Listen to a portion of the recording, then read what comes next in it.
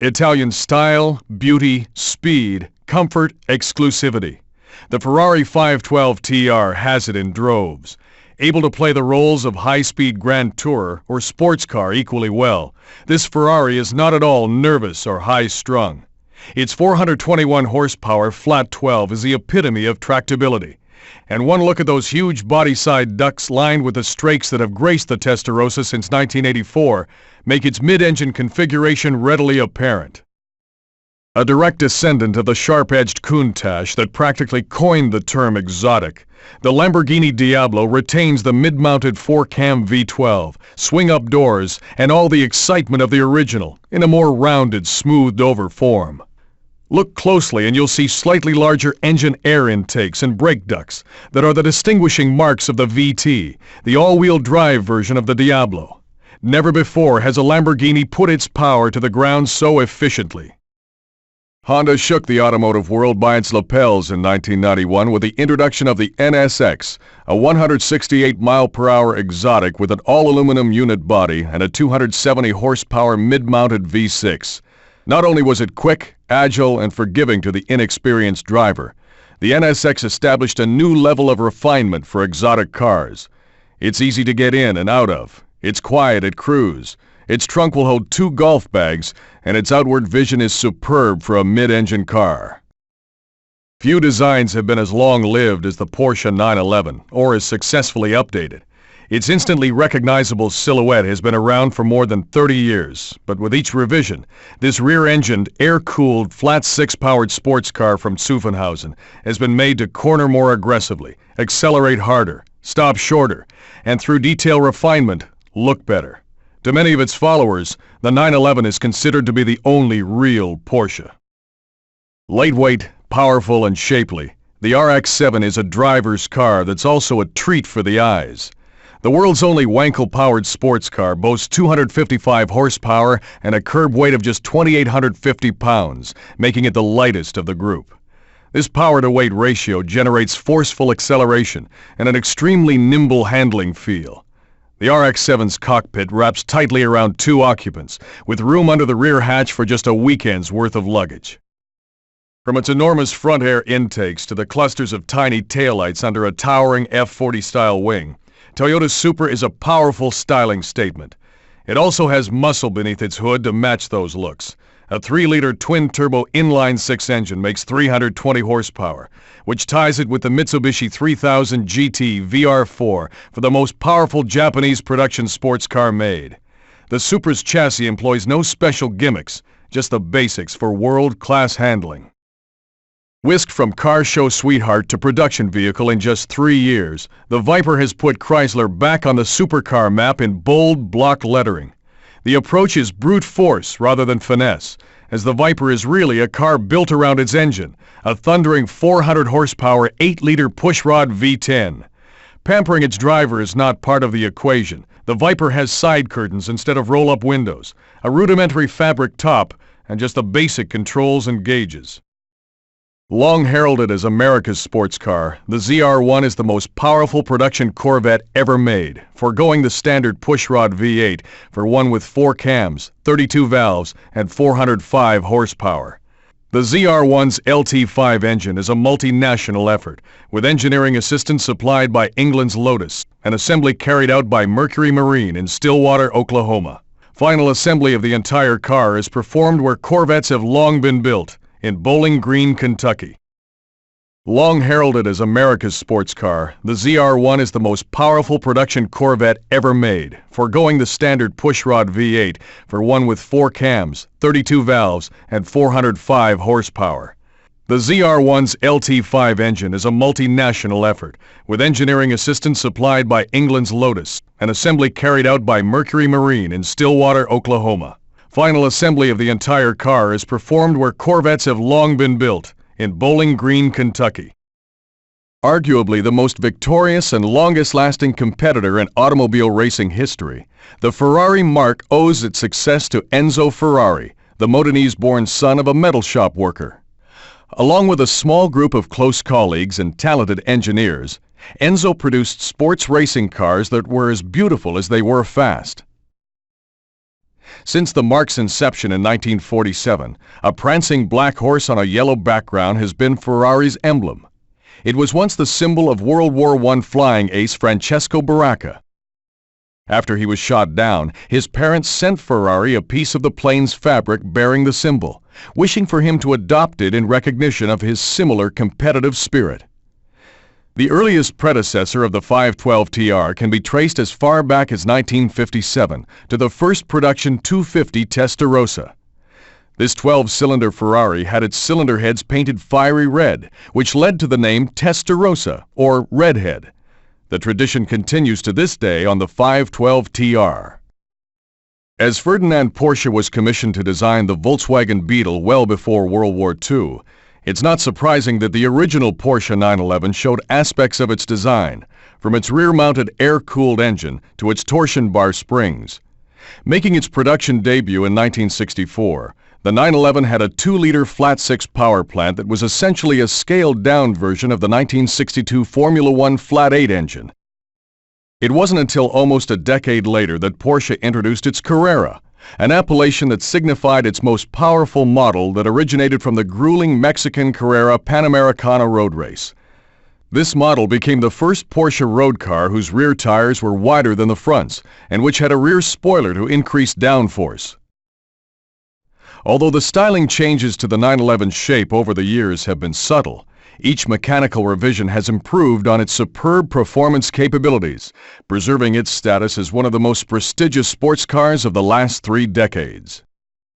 The roots of the Lamborghini Diablo go back to a small factory in Cento, Italy, where a mechanic turned industrialist started his career building tractors under the Lamborghini family name. Ferruccio Lamborghini's passion for exotic cars eventually changed the focus of his mechanical and entrepreneurial energies, and in 1964 the first Lamborghini production car was brought to market. Called the 350 GT, its hood emblem depicted a charging bull, a reference to Ferruccio Lamborghini's astrological sign of Taurus. The Miura P400, a V12-powered sports car named after a Spanish breed of fighting bull, sent other manufacturers back to the drawing board with its mid-engine design. Although well received, and often cited as the most beautiful Lamborghini ever designed, the Miura was replaced by the Countach in the mid-70s. Despite a difficult gestation period, the Countach became one of the most highly revered and sought-after true exotics. It then evolved, with basic configuration intact, into the more modern-looking and aerodynamically efficient Diablo. Honda, already famous as the world's biggest and most successful motorcycle manufacturer, displayed its first road car at the 1962 Tokyo Auto Show, a small roadster with an air-cooled 4-cylinder engine. At about the same time, Honda's Formula One effort was hitting full stride. It peaked when Richie Ginther drove the shrieking V12 Honda Formula One car to victory in the 1965 Mexican Grand Prix. This was just a taste of things to come, as Honda's competition record in Formula One during the late 80s was unmatched. Their technical leadership in the design of both V10 and V12 engines earned them numerous victories and a reputation for building some of the most advanced racing machinery to date. It was a logical next step to enter the exotic car market by playing off its strong reputation in Formula One. In preparing to build the NSX, Honda constructed one of the most technologically advanced manufacturing facilities in the world in Tochigi, Japan. In 1991, this plant started building the NSX, the world's first series-produced sports car with an all-aluminum frame and body. As Ferdinand Porsche was commissioned to design the Volkswagen Beetle well before World War II, it's not surprising that the original Porsche 911 showed aspects of its design, from its rear-mounted air-cooled engine to its torsion bar springs. Making its production debut in 1964, the 911 had a 2-liter flat-six power plant that was essentially a scaled-down version of the 1962 Formula One flat-8 engine. It wasn't until almost a decade later that Porsche introduced its Carrera, an appellation that signified its most powerful model that originated from the grueling Mexican Carrera Panamericana road race. This model became the first Porsche road car whose rear tires were wider than the fronts and which had a rear spoiler to increase downforce. Although the styling changes to the 911's shape over the years have been subtle, Each mechanical revision has improved on its superb performance capabilities, preserving its status as one of the most prestigious sports cars of the last 3 decades. Mazda's introduction of the RX-7 in 1978 was thought by many to be the most significant new sports car since the Datsun 240Z. It was a high-quality, affordable sports car with good performance, reasonable fuel economy, exciting styling, and for a 2-seater, generous interior room. It was also the only sports car sold in the North American market powered by a rotary engine. The RX-7's twin-rotor Wankel engine has remained essentially unchanged over the years except for increases in power and the addition of turbochargers. The 1986 through 1992 cars received semi-trailing arm independent rear suspension and a body style criticized for looking too similar to a Porsche 944. However, a radical redesign was delivered by Mazda in 1993 with an entirely new chassis, with the emphasis placed on lightweight and agile handling. Perhaps one of the most attractive cars on the road today, the new RX-7 is considered by many to be an affordable exotic, without the penalties of temperament and price associated with other such cars. The origin of the Supra dates back to 1971, when Toyota introduced the Celica as an economical 4-cylinder sports coupe. It was 8 years later that Toyota decided to create a new, more powerful version of the Celica, outfitted with a 2.6-liter inline-6 power plant derived from the Cressida's engine. The new model, called the Supra, enabled Toyota to better compete with other popular economy-minded sports cars such as the Mazda RX-7 and Nissan 280ZX. The Supra underwent rather conservative body style and mechanical changes through its next 2 generations, but in 1993 Toyota unveiled a radical redesign. The new Supra Turbo's performance capabilities put it at the top of the pack of Japanese production sports cars and squarely in contention with Europe and America's best. Although claimed by some to be Chrysler's first true 2-seat sports car, the Viper is based on the history of sports car designs dating back over 40 years. The first of these was the 1952 Chrysler Hemi-powered Cunningham C2R sports racer, which despite its limited production run, has been cited as the grandfather of the Viper. Perhaps the greatest inspiration came from the legendary Shelby Cobra of the 60s, whose success was based on a formula developed by its creator, Carroll Shelby. He took British-built AC roadsters and bolted in massive 289 and 427 cubic-inch V8s.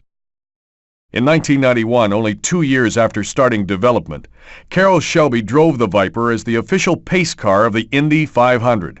1 year later, the Viper was rolling off the production line and into the eager hands of enthusiasts. Chevrolet introduced the Corvette in 1953 as the all-American answer to the very popular British roadsters of that era. Named after a sleek and fast Canadian submarine chaser of World War II, the first Corvette was fitted with a fiberglass body and the Blue Flame pushrod inline-6 engine. Although the fiberglass body and front-engine rear-drive configuration have become integral components of the Corvette's design, the body shape, engine, and chassis have seen much change over the last 40 years.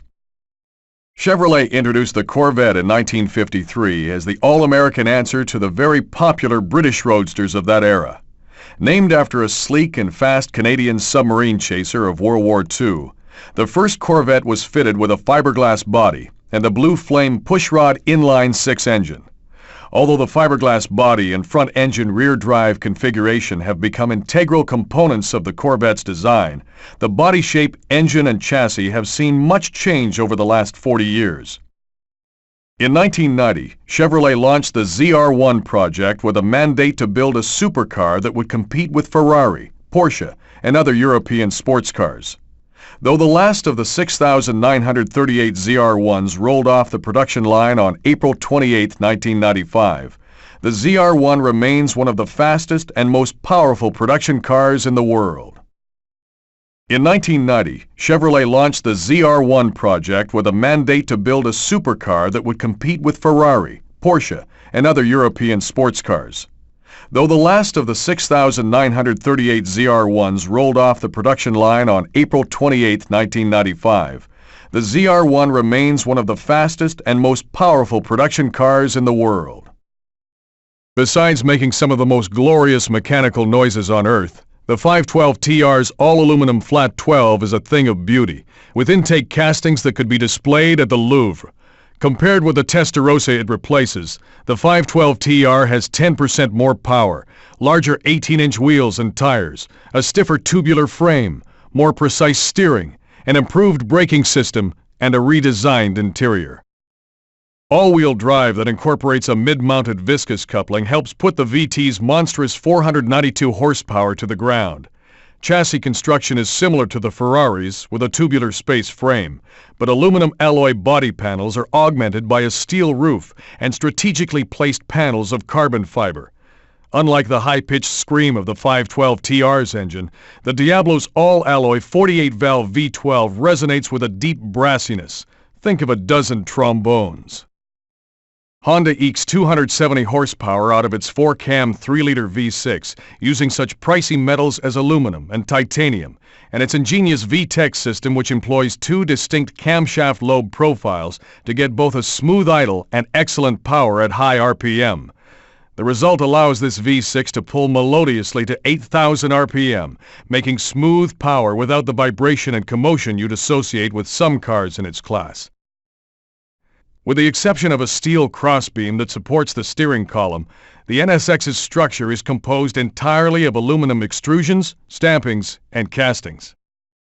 The 911's air-cooled flat-six engine has always been its most intriguing feature, with its belt-driven cooling fan and a crankcase to which bolts 6 individual cylinders and heads. To make the best use of its 270 horsepower, the engine is mated to a 6-speed transaxle, a Porsche production first. Also of note is the new aluminum multi-link rear suspension that replaces the less forgiving semi-trailing arms that the car has had since its inception. At the RX-7's heart is a 2-rotor 255 horsepower Wankel engine, fortified by a twin turbocharger system that transitions from primary to secondary turbo in about 4,500 RPM. The RX-7's unit body is of steel, with an aluminum hood and minimized glass area for weight reduction. Further use of aluminum is found in the links of the RX-7's 4-wheel independent suspension to lower unsprung weight for improved handling. Like all the Supras before it, this version uses an inline-6 with a cast-iron block and aluminum head. But twin camshafts, sequential twin turbos, and a jumbo-sized intercooler help bolster output to 320 horsepower. Despite weight-saving efforts such as hollow fiber carpeting, dished head bolts, and a glass sphere-filled rear wing, the Supra's no bantamweight. Our scales show a healthy 3,450 pounds. By far the largest production car engine sold in the U.S. today, the Viper's 8-liter all-aluminum V10 shares the architecture of Chrysler's small block 360 cubic inch V8, but with 2 more cylinders grafted on. Its exhaust exits through side pipes incorporated into the rocker panels. The Viper's construction follows race car practice, with a square-section tubular steel frame, tubular double wishbone suspension with coil-over shocks and plastic bodywork. The Corvette's structure is unusual, with fiberglass panels that are bonded to a skeletal steel frame. This structure exhibits some flex, which takes away from the feel of precision, but tires, brakes, and suspension geometry are all so good that this is more of a subjective demerit than anything else. The ZR1's 6-speed transmission has an extremely tall top gear for relaxed cruising, and cockpit adjustable suspension damping makes those longer journeys more comfortable. The Corvette's structure is unusual, with fiberglass panels that are bonded to a skeletal steel frame. This structure exhibits some flex, which takes away from the feel of precision, but tires, brakes, and suspension geometry are all so good that this is more of a subjective demerit than anything else. The ZR1's 6-speed transmission has an extremely tall top gear for relaxed cruising, and cockpit adjustable suspension damping makes those longer journeys more comfortable.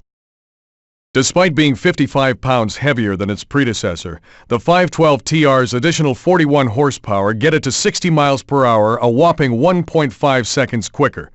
The difference through the standing quarter mile is even more impressive, 12.9 seconds versus 14.5, earning it top spot among this bunch of sports cars.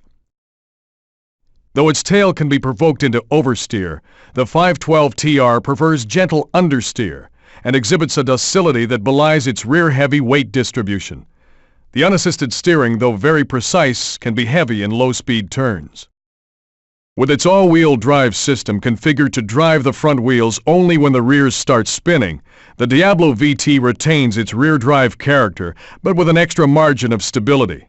Although aggressive use of throttle can still bring the tail out, power oversteer is much milder than the standard Diablo, and power can be put down sooner. With the capability of accelerating to 60 miles per hour in less than 5 seconds and attaining the fastest top speed of the group at just over 200 miles per hour, the Diablo VT is a formidable presence on either road or track. While it may not be the most powerful exotic, the NSX's trim 3,000-pound curb weight makes the most of the power it has got, with 0 to 60 runs of less than 6 seconds as proof. Forgiving and predictable are words that come to mind, with the driver needing to do something really foolish to get this car to spin. The steering feedback is so immediate and precise, it almost feels as if you're holding a tie rod in each hand. Powerful anti-lock brakes give the NSX the most stopping power of the bunch. With 59% of its 3,065 pounds borne by the rear wheels, the 911's tail can still be made to step out by lifting off the throttle or braking under considerable side loading. However, this tendency is much more benign with its improved rear suspension. Where this rear weight bias helps out tremendously is in the 911's fantastically powerful braking, effected through huge vented and cross-drilled rotors clamped by racing-bred ABS-assisted calipers. Overall, this car has a great feeling of precision and finesse. Wheel hop off the line hinders drag strip starts, but once underway, the RX-7 is explosively fast. The transition from primary to secondary turbo operation is hardly noticeable. Handling is extremely responsive, and with 0.94 G of lateral grip and only slight body roll, the RX-7 is second only to the Viper in its race car-like feel. Stopping is equally impressive, with 11.6-inch rotors front and rear, although this ABS-assisted sports car doesn't quite achieve the braking brilliance of the NSX or Porsche. Defeat the standard traction control, and the Super will take you to 60 miles per hour in a torrid 5 seconds flat, helped by a slick shifting 6-speed with throws as short as a Formula Ford's. Tremendous grip and extremely predictable handling manners make it easy to extract the most from this chassis, putting it near the top of the group for overall handling and control. But be careful when exiting tight corners. The tail can and will come out under power. With its short wheelbase and an impressive 450 pound-feet of torque, the Viper can feel twitchy when exiting low-speed corners if you're not smooth on the throttle.